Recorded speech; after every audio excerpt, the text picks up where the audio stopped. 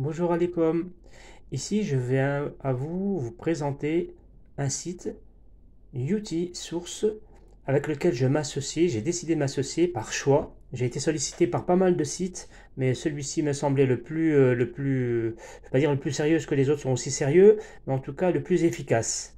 C'est un site sur lequel vous pourrez trouver tout type de composants, en tout cas les composants que je veux dire moi, composants rares. Si comme moi vous travaillez encore sur les télévisions plasma, télévision LCD qu'on ne fabrique plus aujourd'hui, du coup vous ne trouvez plus de composants.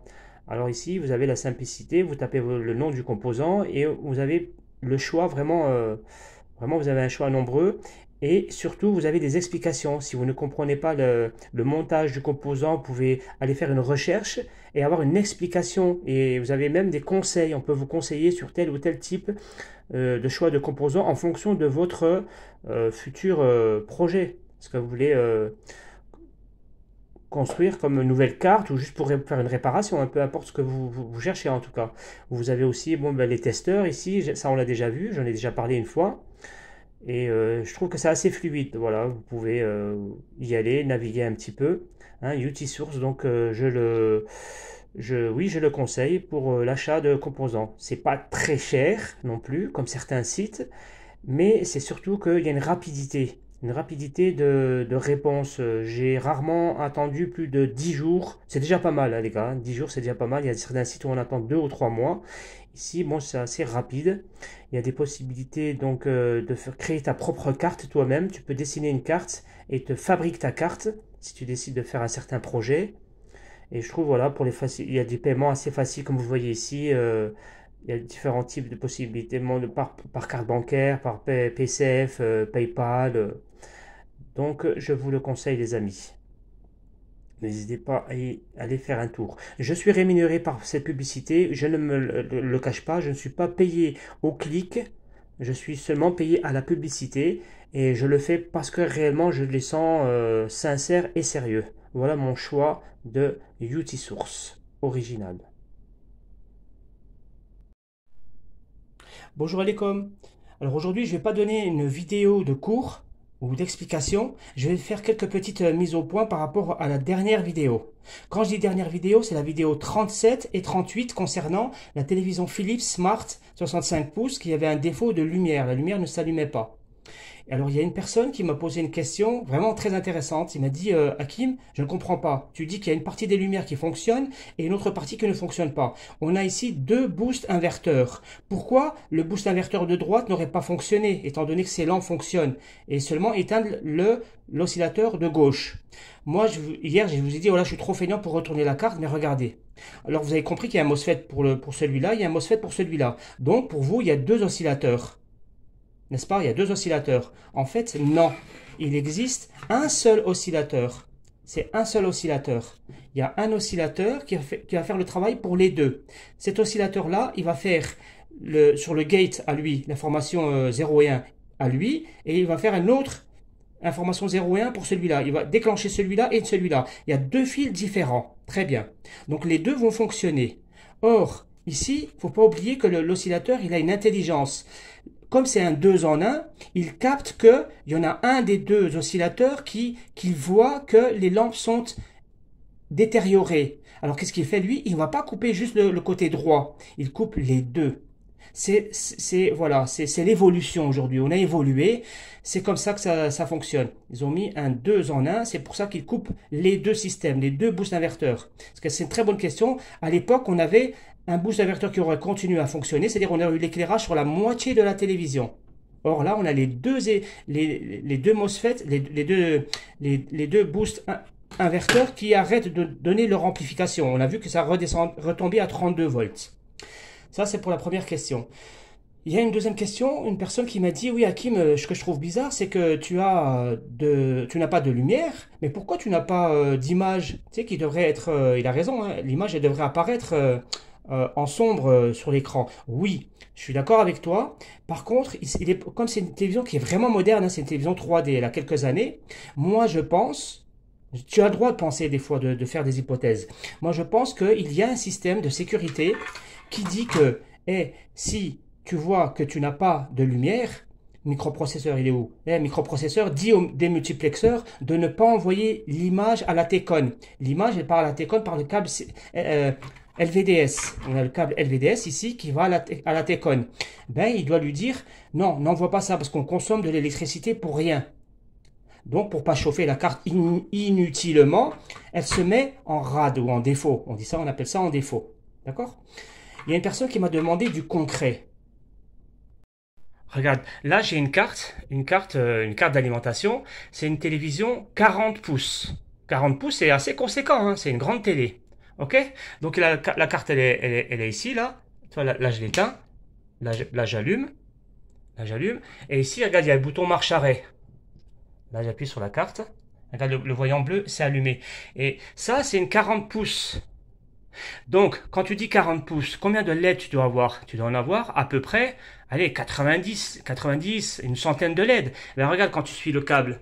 Quand tu suis le câble, regarde où il va au plafond. Regarde combien j'ai de LED. Je n'ai que 1, 2, 3, 4, 5, 6, 7. Non, 1, 2, 3, 4, 5, 6, 7. Ouais, c'était 7, 14. J'ai 14 LED. Tu vois? Là, j'éclaire mon appartement avec cette carte, qui est pourtant du 40 pouces, mais elle m'éclaire que avec la télécommande. Je peux allumer et éteindre la lumière de la chambre, elle s'éteint et s'allume par la télécommande. Bon, je sais pas où elle traîne la télécommande.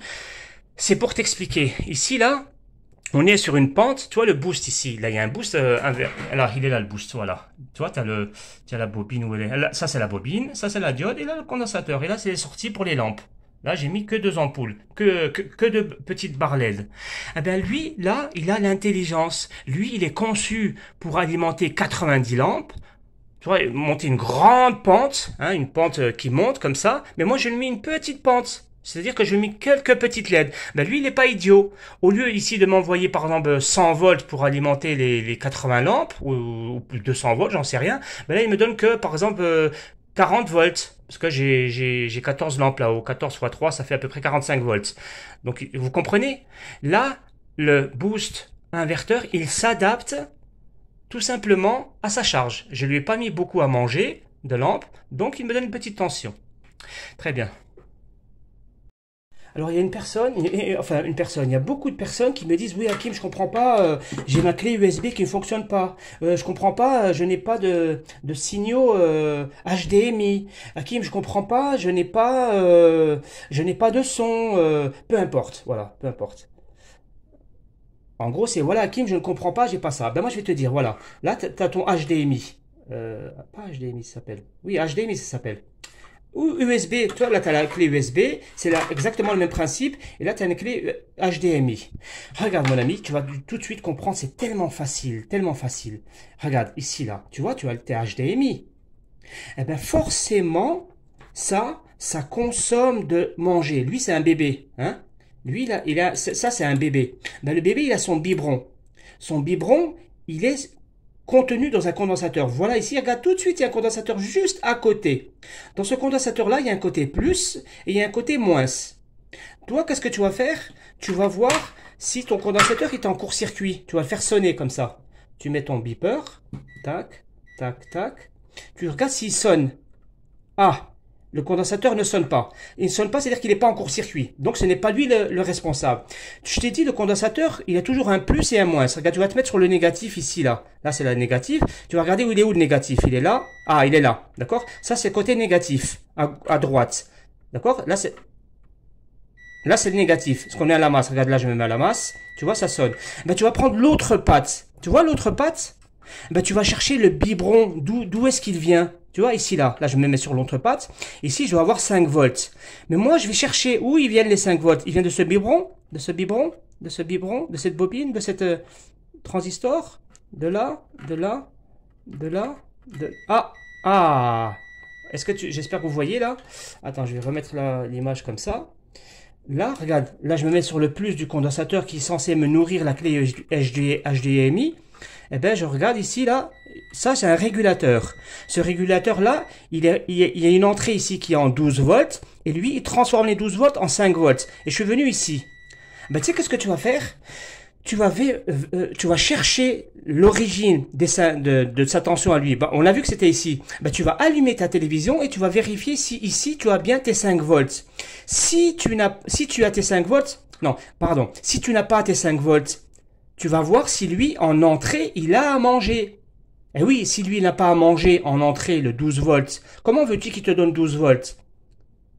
Tu viens, tu vérifies, ah merde, j'ai 12 volts. Et je reviens en sortie, ah merde, je n'ai pas 5 volts. Eh bien mon ami, tu le supprimes ça. Ça, tu le supprimes et tu installes un nouveau buck converteur. C'est un petit truc que tu règles toi-même. Tu le mets en entrée 12 volts et en sortie, tu règles le truc au signal en 12 volts. Et tu envoies un fil ici sur le 5 volts. Et il va te donner le HDMI calmement. D'accord les amis, la carte mère c'est le truc le plus simple. Je vais y revenir plus tard, pas maintenant. Là c'est juste un gars, le pauvre, il était vraiment anxieux, il voulait vraiment connaître la chose. Et tu fais ça pour la clé USB, pour la clé ça, ça. À chaque fois, les amis, vous avez quelque chose qui mange, ça s'appelle un bébé. C'est une charge. La charge, elle doit avoir une pile. La pile, c'est le condensateur. Le condensateur, sa pile lui vient sur une bobine ou sur un régulateur, comme ici, un régulateur, ou sur un biberon. À l'ancienne, on avait tu vois, les biberons, c'est ça, c'est des bobines. Les bobines, tu en as ici, par exemple. D'accord? C'est elles qui te fournissent la tension pour nourrir ton microprocesseur, ta RAM, des multiplexeurs, etc., etc. Les gars, j'étais pas censé vous faire un cours. Je voudrais juste répondre à une critique d'un certain... il y a un ingénieur. Je vous laisse voir le mail qu'il m'a envoyé. Et juste après, je voudrais vous faire je voudrais vous montrer l'évolution de mon jardin. Parce que je fais de la permaculture et je voudrais vous montrer comment ça a évolué. Le condensateur en question, le voilà. Hein, là, tu as ta carte. À chaque fois, tu t'approches le plus proche de lui, là. Le proche, regardez, si on s'approche, on s'approche, on s'approche. Là, ça, c'est un condensateur. Alors, il y a une patte qui est forcément plus, une qui est au positif. Il y a un plus et un moins. Soit il est en court-circuit, tu le changes. Souvent, c'est lui qui crame. Hein. Il suffit de changer. Parfois même, tu l'enlèves, ça fonctionne. Mais bon, il vaut mieux en rajouter un. Tu vas à la poubelle, tu récupères des cartes et tu prends le même condensateur qui a la même taille, la même couleur. Et tu le coules ici. Hein. Ils sont tous adaptés, c'est tous les mêmes. C'est une question de taille. Par exemple, celui-là à côté, là, tu vois, il fait l'affaire. Tu peux prendre celui-là et le mettre là. Pas sur cette carte. Voilà. Tu vois ce condensateur qui est là. Ben lui, c'est celui qui va alimenter lui. Tu vois, si je vais chercher la tension d'alimentation de lui, et ben elle est là. Tu vois. Ben ici, pareil. Là, il y a un moins et un plus. Si tu sais pas où est le moins, tu te mets une passe sur le moins et tu fais sonnette ici. Tu vois, si ça sonne là, donc c'est là le moins. Si ça sonne ici, c'est là le moins. Donc tu vas chercher le plus qui est l'autre côté du moins. Donc là, on a vu que tu avais le plus ici. Ben de là, tu vas chercher d'où lui récupère à manger. On a vu qu'il récupère à manger depuis ici. Ça, c'est un régulateur. Ici, il a une sortie. Je crois que c'est marqué out. Non. Bon, bref, c'est une sortie ici. Et tu as une entrée qui est là. Il rentre, il mange 12 volts et il ressort du 5 volts. D'accord? Si par contre, tu n'as pas 5 volts et tu n'as pas 12 volts, ben, si tu n'as pas 12 volts, ça veut dire que lui, il est bon. C'est simplement que les 12 volts n'arrivent pas à lui. Alors, il y a certainement un fusible quelque part qui arrive ici, sur le 12 volts, qui doit être cramé. Parfois, il y a un fusible, comme ici, là, il y a des fusibles qui sont cramés. C'est à toi de voir le bip. Tu prends lui d'où il vient. Il vient de ce fusible-là, ce fusible-là ou ce fusible-là. Il y en a un des trois qui est cramé. Voilà. Bonjour Hakim, je suis surpris que vous puissiez expliquer les pannes TVCP sans avoir de formation technique d'une part et d'autre part. Je suis prof en électronique de la faculté de Paris, spécialisé sur les PTC, FI et sur les fonctions numériques. Putain, ça en fait. Et des microprocesseurs, Audi, vidéo, sans que vous soyez... Bon, j'ai pas très bien compris, et sans que vous soyez vexé. Bon, déjà, mon ami Daniel, tu ne vexes personne. Moi, je n'ai pas demandé ici à venir cela mesurer ici. Je m'en fous de ce que tu es, ce que tu fais. Tu es le meilleur ingénieur, bravo. Mais pourquoi tu veux que je sois vexé? Bonjour, je suis surpris. Je dois me vexer parce que tu es surpris. Eh bien, je peux rien faire pour toi si tu es surpris. Et qu'est-ce que tu en sais que je n'ai aucune formation? Qu'est-ce que tu en sais? Soyez gentil de ne pas induire en erreur les internautes amateurs en électronique. Ça, je n'ai pas apprécié de ta part, par contre. Tu n'as pas insulté mes commentateurs, mes abonnés. Parce que tu as continué à discuter avec d'autres personnes, je t'ai effacé et tu es revenu et tu les rabaisses. Ça, c'est pas possible. Sache que les gens que j'ai, moi, dans mon site, peut-être ils connaissent rien. C'est la vérité. Et alors? Avant le Covid, je ne savais même pas ce qu'est un régulateur, un transformateur, un transistor. Je ne connaissais absolument rien de tout ça. J'ai été à l'école comme toi et je n'ai rien appris à l'école. Je suis un autodidacte. Je n'ai aucune formation peut-être pour toi reconnue à tes yeux, mais j'ai des diplômes en électronique, en électrotechnique, j'ai fait un BTS, etc. Mais je n'ai rien appris à l'école. Je me suis démerdé tout seul depuis le confinement. Et voilà maintenant mon savoir, j'essaye de le transmettre. Et les gens là qui viennent me voir ici, dans quelques années, seront aussi forts que moi, parce qu'on est toujours meilleur que le maître. Et là, toi, tu te dis que tu es un professionnel de la fonction numérique microprocesseur, tu me fais rigoler. Parce que moi, je suis aussi fort en microprocesseur qu'en démultiplexeur, qu'en alimentation à découpage, moi, je savais pas qu'il y avait une spécificité de l'électronique. Moi, pour moi, c'est général tout ça. Peu importe. Donc soyez gentils de ne pas induire en erreur les internautes. C'est insultant ça. C'est insultant. Amateur en électronique. Par contre, les amateurs là, eux, ils me donnent des très bons conseils. Tu vois, quand ils comprennent pas quelque chose, je réponds à leurs questions. Ça me donne à moi le besoin de m'améliorer et eux s'améliorent.